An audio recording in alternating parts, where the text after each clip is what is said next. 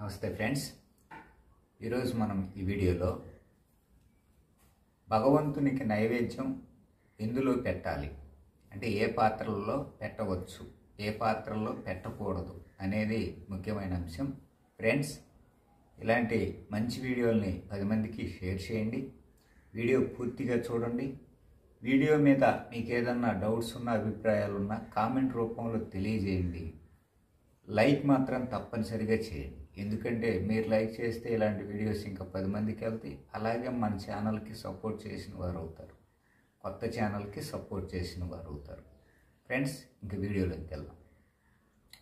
భగవంతునికి నైవేద్యం పెట్టేటప్పుడు ఏ పాత్రల్లో పెట్టాలి చూద్దాం.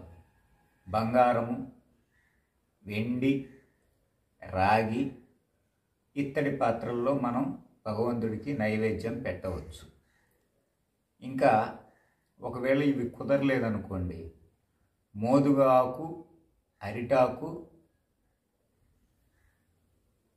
అరిటాకుల్లో కూడా మోదుగా ఆకు, అరిటాకులు కూడా పెట్టవచ్చు. ఇది కూడా దొరకలేదనుకోండి, అప్పుడు మట్టి పాత్రలోనైనా సరే భగవంతునికి నైవేద్యం పెట్టవచ్చు.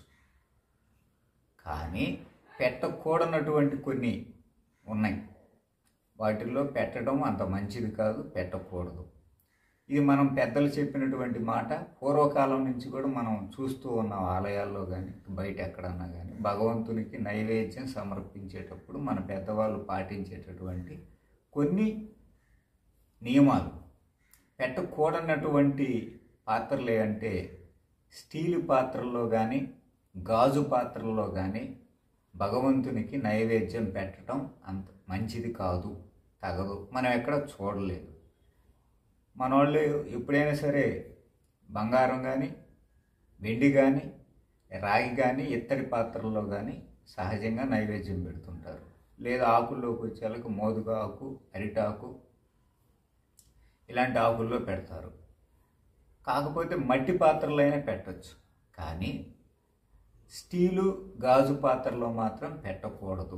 ఇది మన పెద్దలు పాటిస్తున్నటువంటి సాంప్రదాయం. కాబట్టి ఇది వీడియో. మీకు నచ్చితే లైక్ చేయండి, షేర్ చేయండి, బెల్ ఐకాన్ యాక్టివేట్ చేసుకోండి. ఇలాంటి మంచి వీడియోస్ ఇంకా 10 మందికి షేర్ చేయండి.